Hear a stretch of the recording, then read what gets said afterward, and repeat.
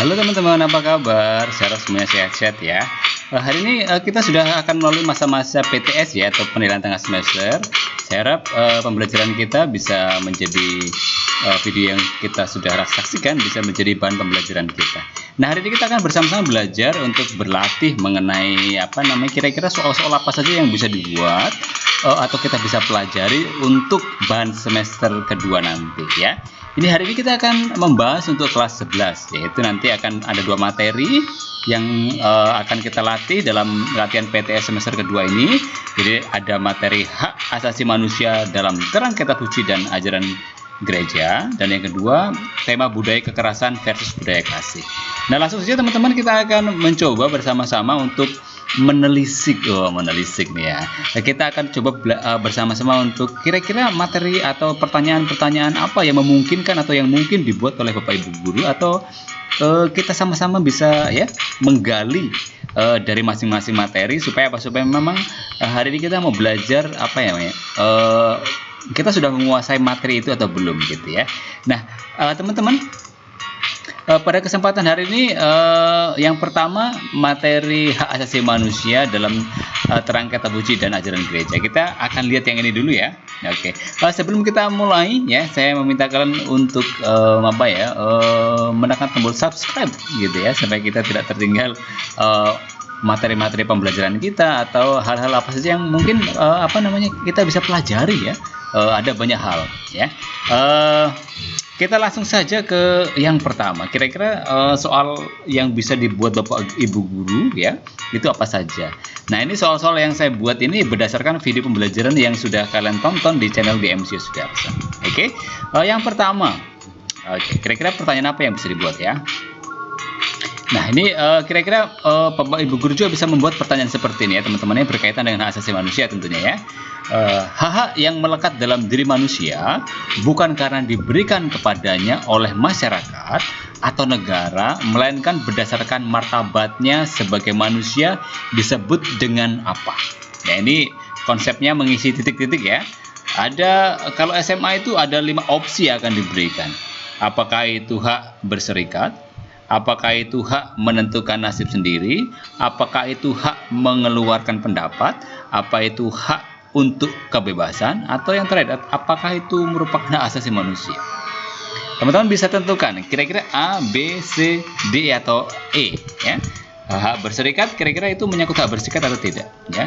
Atau termasuk hak menentukan nasib sendiri? Atau termasuk hak mengeluarkan pendapat ya? Atau freedom of speech ya? Kira-kira apa? Oke, tentunya jawabannya yang D ya, yaitu asasi manusia. Karena hak asasi manusia sekali lagi itu adalah menyangkut pada hal-hal yang melekat dalam diri manusia ya, tidak diberikan oleh siapapun, oleh masyarakat atau negara, tetapi sekali lagi berdasarkan martabatnya sebagai manusia. Itu sudah ada dalam diri manusia. Tidak ada yang memberikan hak itu ya kepada seseorang, itu sudah melekat. Oke, jadi jawabannya yang E ya. Jadi misalkan Bapak Ibu guru nanti membuat pertanyaan seperti ini ya, jelas ya, ini Bapak Ibu guru ingin menjelaskan kalian mengerti atau tidak mengenai pengertian hak asasi manusia. Ini konsepnya dibalik ya. Jadi pertanyaannya bisa apa yang disebut dengan hak asasi manusia, tetapi ini lebih kepada memberikan pengertiannya terlebih dahulu, kemudian baru kira-kira itu pengertian dari apa. Nah, gitu ya. Jadi jawabannya hak asasi manusia. Yang berikutnya kita bisa lihat gereja terlibat aktif dalam usaha menciptakan keadilan. Ensiklik Mater et Magistra tahun 1961 dan Pacem in Terris tahun 1963 merupakan perjuangan gereja dalam menegakkan dan memperjuangkan apa? Nah, ini modelnya melengkapi kalimat tentunya ya, mengisi titik-titik. Apakah tentang demokrasi? Apakah tentang nasionalisme? Apakah tentang pekerja? Atau tentang keadilan sosial? Atau yang terakhir, tentang hak asasi manusia? Ya. Jadi Mater et Magistra itu dalam bahasa Indonesianya itu ibu dan pengajaran. Atau Pacem in Terris itu damai di bumi. Nah, kira-kira jawabannya apa? Apakah itu tentang demokrasi, nasionalisme, pekerja, atau tentang keadilan sosial, atau tentang hak asasi manusia? Oke ya, tentu sekali lagi jawabannya ini adalah D ya, tentang hak asasi manusia. Karena memang ini kepedulian gereja terhadap persoalan-persoalan yang terjadi dalam masyarakat ya, terutama menyangkut hak asasi manusia. Oke, yang berikutnya kemungkinan pertanyaan yang bisa dibuat oleh Bapak Ibu guru. Hak manusia dilindungi Tuhan, terutama bila ia sendiri tidak mampu membela diri. Bahkan di tempat manusia kehilangan haknya karena kesalahannya atau karena dosanya sendiri. Nah, di sana Tuhan tetap apa? Ya, ketika manusia tidak ada yang membela atau karena kesalahan atau karena dosanya manusia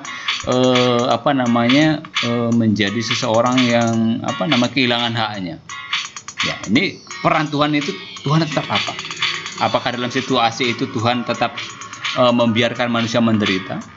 Atau dalam situasi seperti itu Tuhan mengutus orang untuk menolongnya, atau dalam situasi seperti itu mengirim malaikat untuk menopangnya, atau kemudian mengutus para nabi ketika manusia sudah tidak bisa membela diri, atau Tuhan tetap membela dan melindungi manusia itu. Ya, kira-kira jawabannya apa? Tentu sekarang ya, kalau kita melihat bahwa hanya Tuhan yang bisa memberikan pembelaan terhadap manusia, ya, seperti kasus aborsi misalnya, ketika janin itu di dalam perut manusia, ketika terjadi pembuahan, maka mereka atau janin itu sudah, atau embrio itu sudah merupakan manusia. Pada saat itulah tidak ada yang mampu membela. Kalau orang tuanya atau ibunya menggugurkan kandungannya, maka dia tidak bisa berbuat apa-apa. Maka Tuhanlah yang membela dan melindungi manusia tersebut. Maka dalam gereja itu aborsi itu merupakan dosa yang berat ya, hukumannya bisa ekskomunikasi. Jadi dikeluarkan dari gereja, tidak dianggap lagi sebagai anggota gereja. Ya, mereka yang melakukan aborsi ikut terlibat di dalamnya, yang memberikan petunjuk, yang melaksanakan, ya, itu hukumannya adalah ekskomunikasi. Jadi merupakan dosa yang besar. Karena apa? Karena Tuhan yang akan membela kita ketika kita sudah tidak mampu membela diri kita.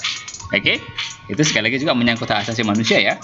Yang berikutnya, kemungkinan pertanyaan yang bisa dibuat Bapak Ibu guru. Yang berikutnya itu, dalam kitab suci Perjanjian Lama kita melihat bahwa orang miskin dan yang tak berdaya mendapat perhatian khusus bagi Tuhan. Maka hak-hak asasi pertama-tama harus diperjuangkan untuk orang yang seperti apa? Ya. Jadi kira-kira hak asasi manusia pertama-tama yang menjadi fokus utama dari perjuangan hak asasi manusia itu untuk orang-orang yang seperti apa? Apakah untuk orang-orang yang berpengaruh? Apakah untuk mereka yang mendapat amanah memimpin bangsa? Atau mereka yang kuat dan kaya? Atau mereka yang baik dan rendah berhati mulia? Atau ya mereka yang lemah dan yang tidak berdaya dalam masyarakat? Kira-kira yang menjadi fokus atau usaha untuk memperjuangkan hak asasi manusia itu difokuskan kemana dulu, atau yang mana yang diutamakan? Yang mana, yang A, B, C, D atau E? Iya, tentu jawabannya yang E ya. Karena apa? Karena memang hak asasi manusia, sekali lagi pertama-tama ya, kitab suci mengajak kita untuk betul-betul melihat mereka yang lemah dan tidak berdaya dalam masyarakat. Jadi mereka yang utamanya harus memang dibela, mereka harus hak mereka diperjuangkan. Oke, kemudian next kita akan melihat kira-kira kemungkinan apa lagi yang bisa dibuat oleh Bapak Ibu guru mengenai pokok hak asasi manusia ini. Gereja mendesak diatasinya dan dihapuskannya setiap bentuk diskriminasi, entah yang bersifat sosial atau budaya, entah yang didasarkan pada jenis kelamin, warna kulit, suku, keadaan sosial, bahasa ataupun agama, karena berlawanan dengan maksud dan kehendak Allah. Nah, dokumen tersebut ya dimuat dalam dokumen gereja apa? Jadi ketika gereja mendesak ya untuk dihapuskannya setiap bentuk diskriminasi, itu ada di dokumen mana ya? Ini jelas ya berkaitan dengan asasi manusia. Apakah itu ada di dokumen Rerum Novarum? Apakah itu ada di dokumen Nostra Aetate? atau ada di dokumen Laborem Exercens, atau ada di dokumen Gereja Lumen Gentium, atau ada yang di ketiga yaitu Gaudium et Spes. Jadi Rerum Novarum itu adalah membahas tentang kondisi kerja. Kemudian kalau Nostra Aetate itu berhubungan dengan hubungan gereja dengan agama-agama lain. Kemudian kalau Laborem Exercens itu menyangkut kepada situasi kerja manusia. Kemudian kalau Lumen Gentium itu berkaitan dengan keberadaan gereja. Jadi Lumen Gentium itu artinya adalah cahaya bangsa-bangsa. Jadi atau yang ketiga Gaudium et Spes. Ya, ini menyangkut gereja yang terlibat dalam kehidupan modern di dunia ini. Kira-kira ada di dokumen mana? Kalau menurut yang saya jelaskan tadi, ya itu jelas ya ada di bagian E, karena memang dokumen Gaudium et Spes ini terutama artikel 29 memang betul-betul mau mencoba untuk memperjuangkan bagaimana sih peran gereja di dunia modern yang saat ini, yaitu menyangkut diskriminasi, ya, yaitu karena itu memang yang terjadi di dalam dunia, dan gereja tidak mau bahwa diskriminasi atau pembedaan manusia berdasarkan status sosial, budaya, kemudian berdasarkan jenis kelamin, warna kulit, ya, suku, keadilan sosial, itu akan menjadi sesuatu yang memang melawan kehendak Allah.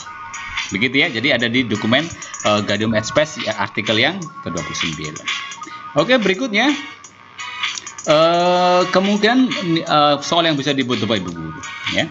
Hak asasi manusia tidak dapat dihilangkan. Hak-hak itu menyangkut semua orang, berlaku dan harus diberlakukan di mana-mana.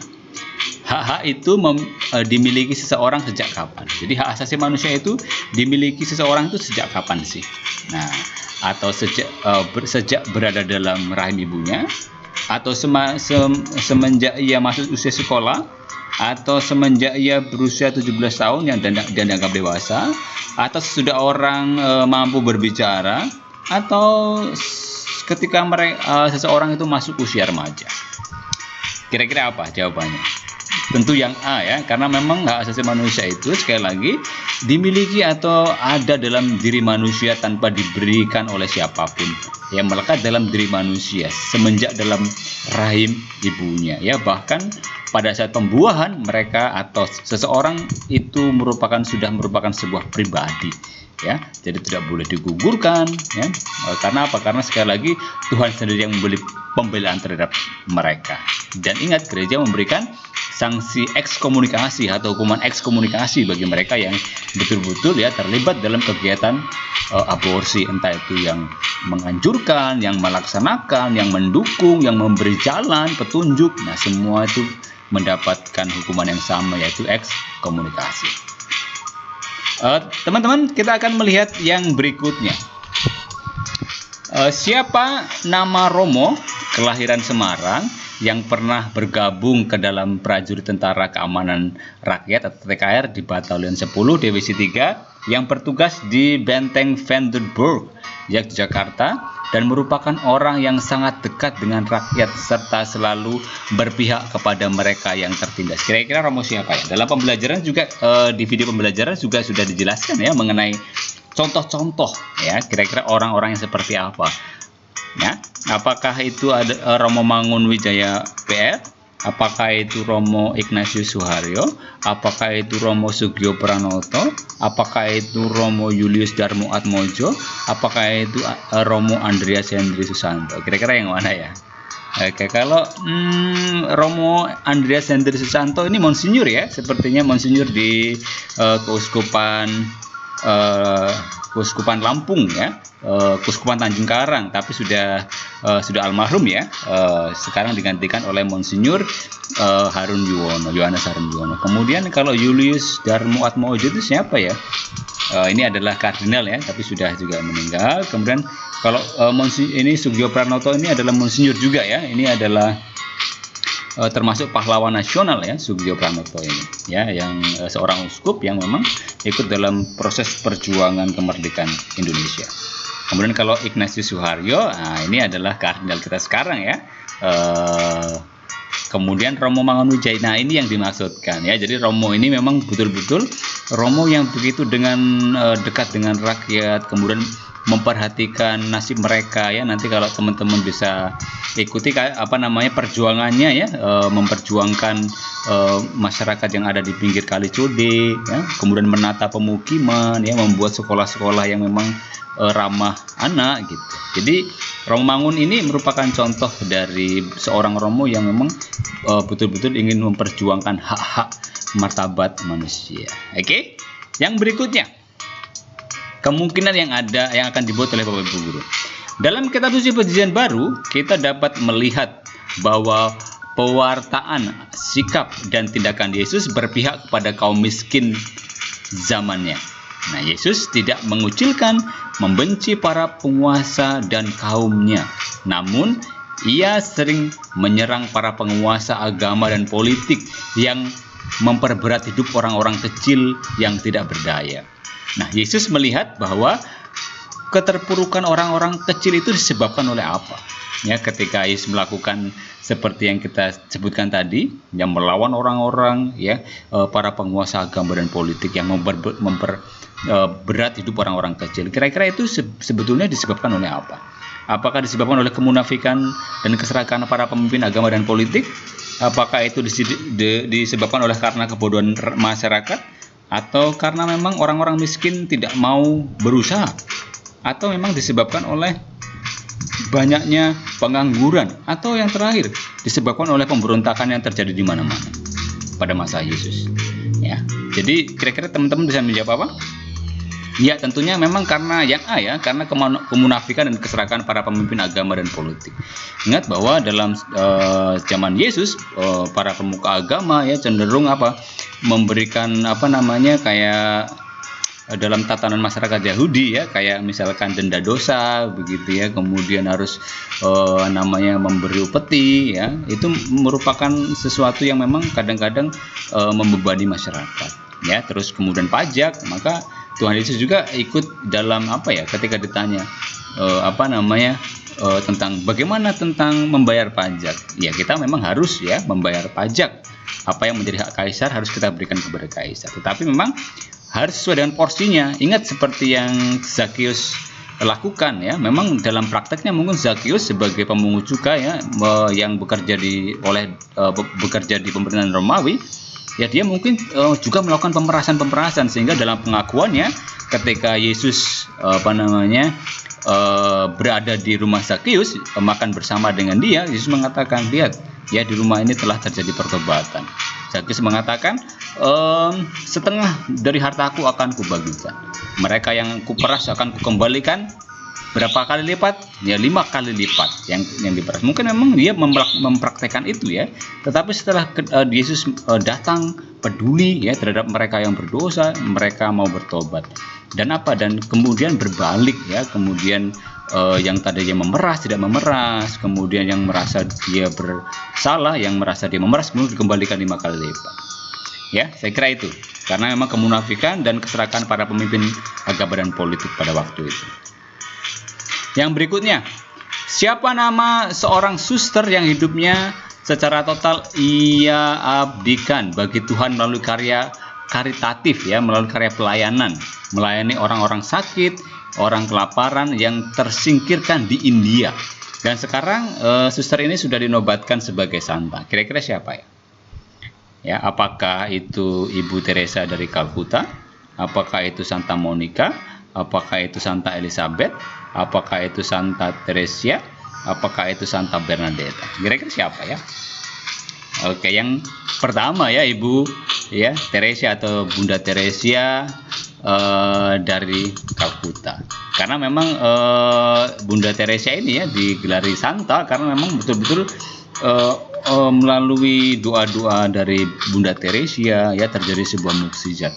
Karya yang luar biasa karena memang di India itu ya terjadi yang namanya strata kehidupan masyarakat mereka yang kasta paling rendah ya mungkin berobat pun tidak boleh, disentuh pun haram, atau disentuh pun orang akan merasa jijik. Karena apa? Karena dia dari kasta rendah.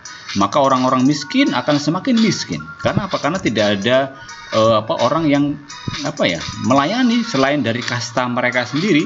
Jadi kalau kasta yang lebih tinggi mau bergaul atau mau menolong kasta yang lebih rendah, itu akan akan menimbulkan sebuah sesuatu yang ditolak dalam masyarakat. Jadi memang di India soal kasta atau strata sosial ini memang sangat memprihatinkan ya, terutama mereka yang ada di kasta paling bawah. Kemiskinan semakin miskin, kelaparan, mereka tidak punya fasilitas untuk berobat dan lain sebagainya. Dia jadi memang Bunda Teresia jawabannya. Bunda Teresia, Ibu Teresia dari Kalkuta. Oke, berikutnya. Yesus berani berdiri pada pihak yang kurang beruntung, para pendosa, orang miskin, wanita, orang sakit, dan tersingkir, baik orang Yahudi maupun bukan Yahudi. Dengan semangat apa Yesus rela membela mereka yang tidak mempunyai pembela? Jadi dengan semangat apa Yesus rela membela mereka yang tidak mempunyai pembela? Apakah dengan semangat kasih tanpa pamrih?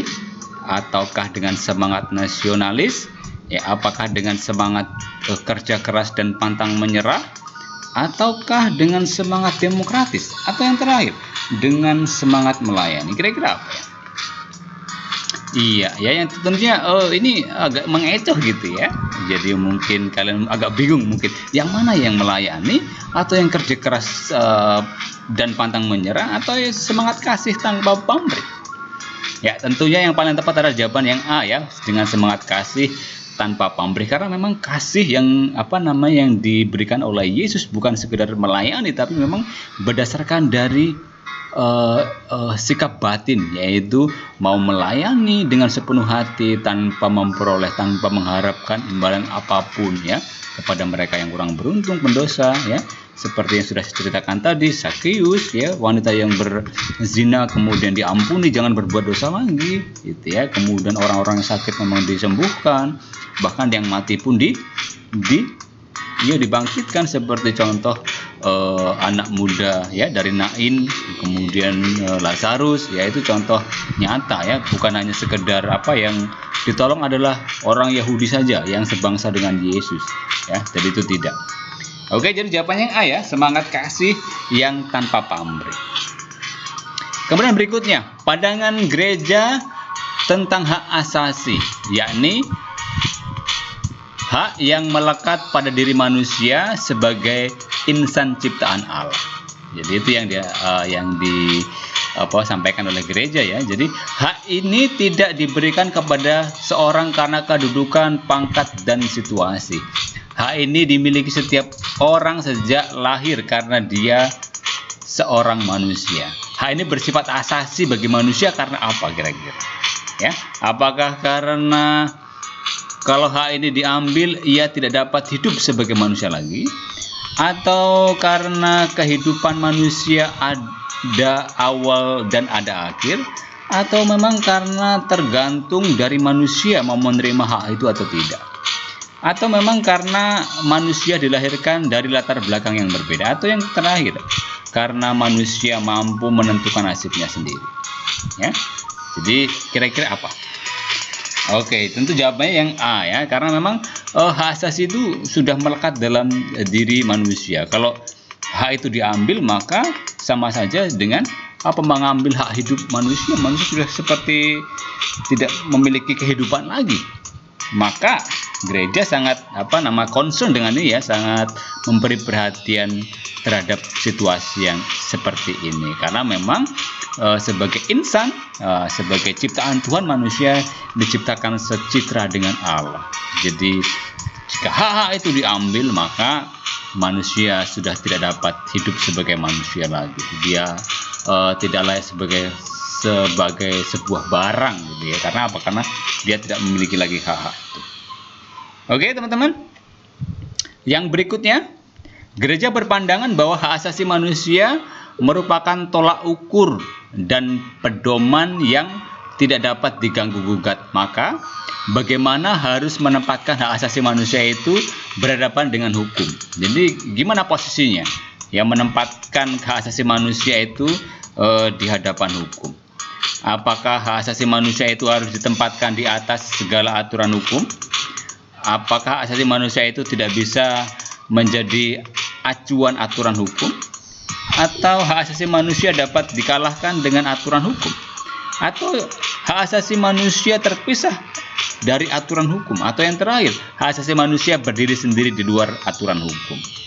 Ya, tentu ya, kalau kita melihat asasi manusia, kita akan merujuk kepada yang opsi A. Karena apa? Memang hak asasi manusia itu harus ditempatkan di atas segala aturan hukum, ya, karena memang itu menyangkut hak hakiki ya dari seorang manusia. Maka kalau hak asasi manusia diabaikan, maka ini menjadi persoalan apakah aturan hukum ini memang untuk membela kehidupan manusia atau tidak. Tapi ketika hak asasi manusia ditempatkan di atas segala aturan hukum, memang hukum itu dibuat untuk apa? Untuk melindungi hak-hak seseorang, ya, atau hak-hak manusia, terutama hak-hak asasi manusia itu, ya. Oke, itu kira-kira yang A. Kemudian yang berikutnya, Yesus mengajak orang kecil untuk mengatasi kekurangan dan kemiskinan mereka dengan kerelaan untuk saling membagi dan memberi. Mereka harus solider satu sama lain. Kekurangan dan kemiskinan yang diderita oleh sebagian besar rakyat disebabkan oleh keserakahan segelintir orang yang berkuasa dan kaya.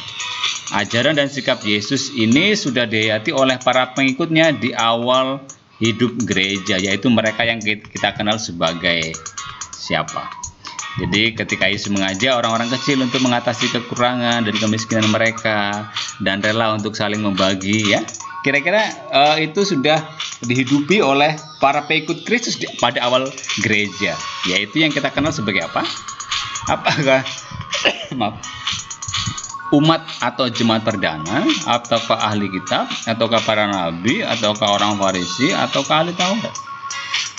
Ya, tentu ya, kalau kita melihat dari kisah para rasul, ya, itu kita kenal sebagai umat atau jemaat perdana. Mereka sekali lagi berhimpun, memecahkan roti, kemudian saling berbagi, menjual harta mereka, kemudian menyerahkan pada pada para rasul, kemudian mereka yang membutuhkan itu menggunakan itu, ya. Jadi kebersamaan, ya, mereka bersatu padu, kemudian karena semangat itulah maka jumlah orang yang dibaptis semakin bertambah.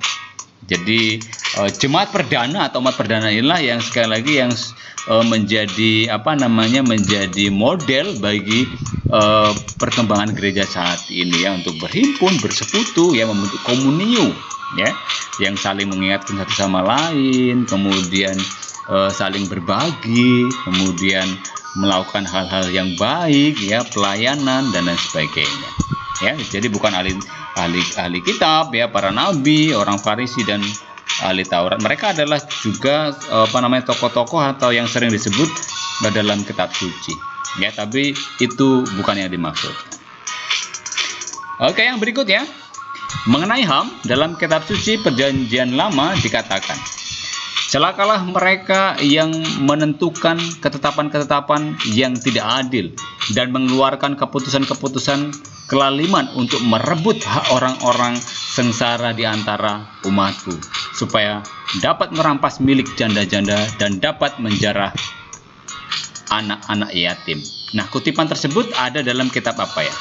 Nah, itu sekali lagi jelas menyangkut HAM, ya, menyangkut hak milik seseorang, ya. Itu juga dikatakan dalam kitab suci Perjanjian Lama. Apakah itu ada di dalam kitab Yesaya bab 10 ayat 1 sampai 2, atau terdapat dalam kitab Yeremia bab 10 ayat 1 sampai 2, atau dalam kitab Raja-Raja bab 10 ayat 1 sampai 2, atau dari kitab Nabi-Nabi bab 10 ayat 1 sampai 2, atau dalam kitab Imamat 10 ayat 1 sampai 2. Ya, tentunya kita bicara soal ini hak asasi manusia yang dikatakan dalam Perjanjian Lama, ini disampaikan atau ada di dalam kitab Yesaya bab 10 ayat 1 sampai 2, ya. Di situ dikatakan jelas, ya, seperti yang ada dalam soal. Oke, itu yang kita bisa bahas. Kemudian sepertinya ada dua lagi yang kemungkinan juga bisa dibuat oleh Bapak Ibu guru ya untuk latihan PTS kita. HAM atau hak asasi manusia adalah hak-hak dasar yang dimiliki oleh setiap manusia, yaitu hak hidup, hak atas keyakinan keagamaan, hak atas harta milik, hak politik, hak atas perlindungan hukum, hak atas pekerjaan, hak atas tempat tinggal, hak atas pendidikan, dan sebagainya.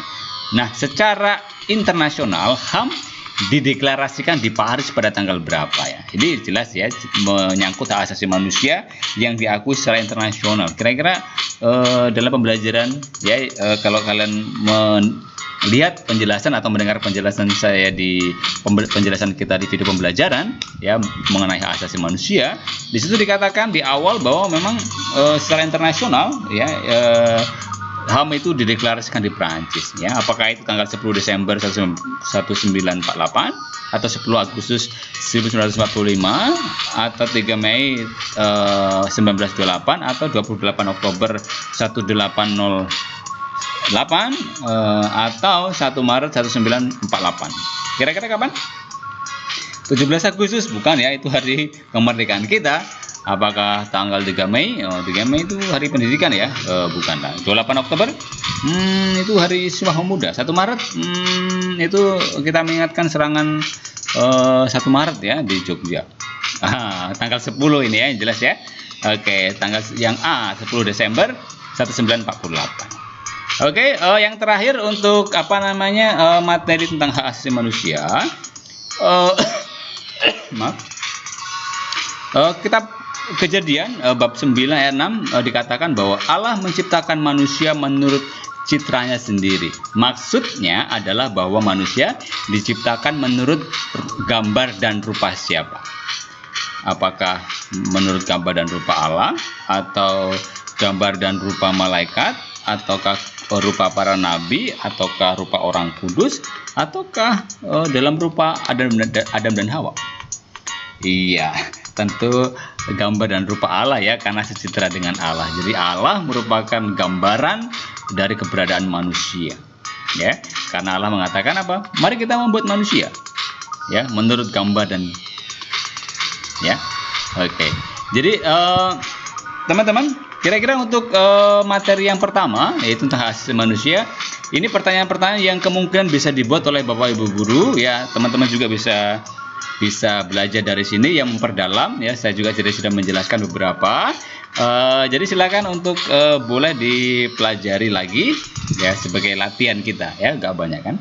Kemudian kita masuk ke itu bagian pertama sudah selesai. Kita masuk ke bagian yang kedua, yaitu mengenai budaya kekerasan versus budaya kasih. Pertanyaan yang bisa dibuat ya dalam tema kedua ini. Yang pertama, sesuatu yang sudah menjadi kebiasaan, yang sukar diubah adalah pengertian dari apa ini? Jadi kalau kita bicara soal sesuatu yang sudah dijadikan kebiasaan, yang sudah sukar diubah ya, ini merupakan pengertian apa? Apakah pengertian budaya? Apakah itu pengertian kebudayaan?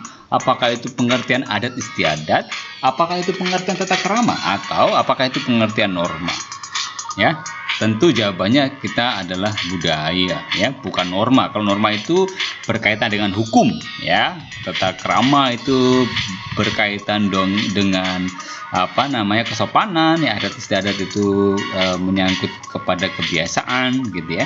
Tapi ini lebih mengarah kepada budaya sekali lagi ya, mungkin agak dekat ya dari adat istiadat. Oke, berikutnya jadi jawabannya yang A ya, tentang budaya. Jadi itu dibalik ya, pertanyaannya bisa dibalik menjadi jelaskan apa pengertian budaya gitu ya. Jadi budaya adalah sesuatu yang sudah menjadi kebiasaan, yang sudah sukar diubah gitu ya. Oke, maaf ya ada suara dogi di belakang. Jadi maaf atas ketidaknyamanannya. Oke, yang berikutnya. Mengapa kekerasan yang dilakukan secara kolektif lebih berbahaya dibandingkan kekerasan yang dilakukan secara individual? Kira-kira kenapa ya? Apakah karena selain jumlah pelakunya lebih banyak, juga efek yang ditimbulkan lebih destruktif? Destruktif itu lebih merusak ya, destruktif. Kemudian apakah karena kekerasan akan membuahkan kekerasan? Atau karena kekerasan kolektif akan mudah diatasi? Atau kekerasan kolektif selalu berawal dari kekerasan individu. Atau yang terakhir, karena kekerasan kolektif tidak berdampak pada kerusakan yang masif. Kira-kira apa? Ya jelas karena apa? Karena jelas sekali lagi kekerasan akan merusak ya. Kalau merusak, kalau levelnya individual maka mungkin kerusakannya sedikit ya. Tapi kalau misalkan kekerasan kolektif maka jelas ya ini merujuk kepada jawaban yang A. Karena selain pelakunya banyak, jelas efek dari kerusakan itu sangat destruktif, sangat merusak ya. Kita bisa lihat konflik-konflik di Poso ya, itu yang menimbulkan banyak korban. Kemudian kekerasan di Sambas, dulu di Sampit ya, di banyak tempat di Indonesia yang memang kerusakannya atau sangat-sangat destruktif gitu ya. Oke, yang berikutnya, kekerasan di mana terjadi situasi diskriminatif yang mengucilkan sekelompok orang agar tanah atau harta milik mereka dapat dijarah dengan alasan pembangunan negara. Ada situasi dari kekerasan apa? Itu kekerasan ada macam-macam ya. Jadi kalau kekerasan ini adalah kekerasan di mana terjadi situasi diskriminatif yang mengucilkan sekelompok orang ya agar tanah atau harta milik mereka dapat dijarah dengan alasan pembangunan negara. Kira-kira ini termasuk kekerasan apa ya? Apakah kekerasan sosial? Apakah kekerasan kultural? Apakah kekerasan etnis? Ataukah kekerasan keagamaan? Atau kekerasan gender? Ya, kekerasan gender itu menyangkut ya pembedaan jenis kelamin gitu ya, laki-laki dan perempuan. Kalau kekerasan agama itu jelas menyangkut kepada kepercayaan kita. Kalau etnis itu lebih menyangkut kepada warna kulit gitu ya. Terus kemudian kalau kultur bersangkut soal budaya. Yang jelas ini pasti menuju kepada jawabannya A ya, yaitu kekerasan sosial, karena memang menyangkut kepemilikan, kemudian dikatakan hartanya atau dirampas atau dijarah dengan alasan pembangunan negara ya. Pembangunan negara dalam quote ya, dalam tanda petik ya, bahwa ya misalkan untuk pembangunan jalan tanpa istilahnya ganti rugi yang sesuai begitu. Oke, kemudian yang berikutnya, dalam kitab suci Perjanjian Lama kita melihat bahwa orang miskin dan yang tak berdaya mendapat perhatian khusus bagi Tuhan ya. Maka hak asasi pertama-tama harus diperjuangkan untuk siapa ya. Dalam kitab suci Perjanjian Lama kita melihat bahwa orang miskin dan yang tak berdaya mendapat perhatian khusus, jelas ya, mengenai bagaimana Yesus ya menghargai janda miskin ya, yang sebagai contoh ketika memberikan persembahan ya. Jadi memang mendapat perhatian yang sangat khusus dari Tuhan ya. Jadi hak asasi manusia pertama-tama sekali lagi dituangkan atau ditujukan kepada orang lemah dan yang tidak berdaya dalam masyarakat, atau orang yang berpengaruh, atau orang yang mendapat amanah memimpin bangsa, atau kepada orang yang kuat dan kaya, atau orang yang baik dan berhati mulia. Kira-kira yang mana ini? Sudah pernah dikerjakan nggak ini? Kayaknya pertanyaan udah mirip-mirip ya. Oke. Yang mana? Ya jelas orang yang lemah dan tak berdaya dalam masyarakat ya.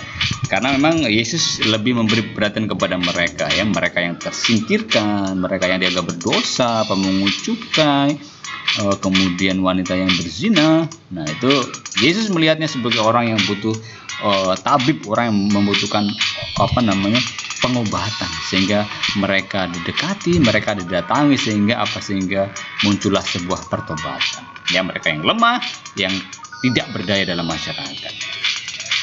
Oke, yang berikutnya, gereja mendesak diatasinya dan dihapuskannya setiap bentuk diskriminasi, entah yang bersifat sosial, budaya, ya, yang berdasarkan jenis kelamin, warna kulit, keadaan sosial. Dokumen tersebut dimuat dalam ini kayaknya sudah nih ya. Oke, yang tadi ya. Oke, kita lihat lagi.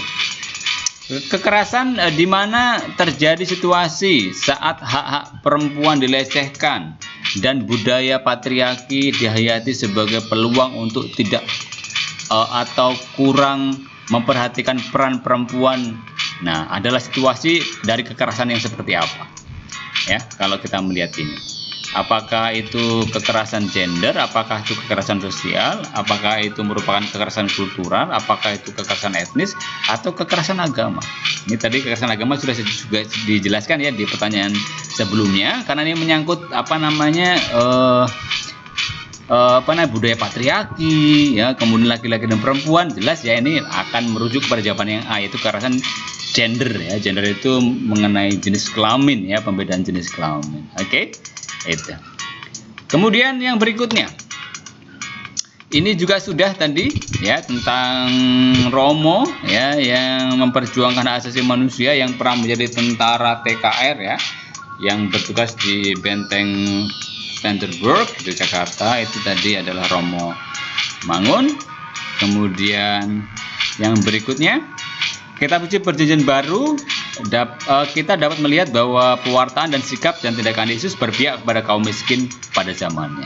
Yesus tidak mengucilkan, membenci para penguasa dan kaum kaya, namun ia sering menyerang. Ini juga sudah tadi ya, kita sering ini juga sudah kita bahas ya. Yang jelas jawabannya yang A tadi ya, kemunafikan, keserakan, pemimpin agama dan politik ya. Kemudian yang berikutnya, apakah ini sudah atau belum? Coba. Sebuah sikap dan tindakan yang melihat dunia sebagai sebuah tafsiran eksploitatif dan bumi oleh manusia tidak dilihat sebagai lagi secara akrab dan demi kehidupan manusia itu sendiri.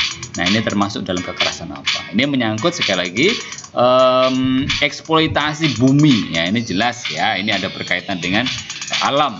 Nah, mungkin jawabannya yang A nih. Tapi kita lihat dulu apakah opsi lain ada. Ya, kekerasan lingkungan hidup, kekerasan sosial, kultural, etnis, atau keagamaan. Ya, jelas jawabannya langsung A, karena apa sekali merujuk kepada alam. Terima kasih ya, jangan lupa untuk subscribe di channel DMC Sudarso. Begitu proses latihan kita untuk menjelang PTS. Semoga ini bisa menjadi pembelajaran kita untuk semakin siap, semakin mendalami materi-materi pembelajaran kita. Yang belum paham atau yang masih bingung, silakan simak materi pembelajaran di channel DMC Sudarso ya, untuk tema hak asasi manusia dan soal budaya tadi. Ya, semuanya ada di situ. Ya, silakan untuk baca kembali, dengarkan. Semoga ini bisa membantu proses pembelajaran kita. Oke, terima kasih, semangat ya. Semoga pembelajaran hari ini dapat sekali lagi membantu kita untuk semakin memperdalam pengetahuan kita ya, penghayatan kita terhadap bagaimana sih gereja, bagaimana sih Allah menghendaki kita untuk berada di dalam dunia ini ya, menjalankan semua apa yang Tuhan dan gereja kehendaki, supaya memang tujuan kebahagiaan hidup manusia itu dapat tercapai. Oke, demikian teman-teman, terima kasih sudah mengikuti pembelajaran hari ini ya, latihan PTS untuk semester kedua. Semoga dapat membantu kita. Oke, bye-bye. Tuhan memberkati. Sampai jumpa. Jangan lupa tekan subscribe, ya, like juga ya. Yang membutuhkan soal-soal nanti saya cantumkan di kolom deskripsi ya. Misalkan ada yang membutuhkan salinan soal yang sudah kita baca tadi. Oke, terima kasih. Bye-bye. God bless you.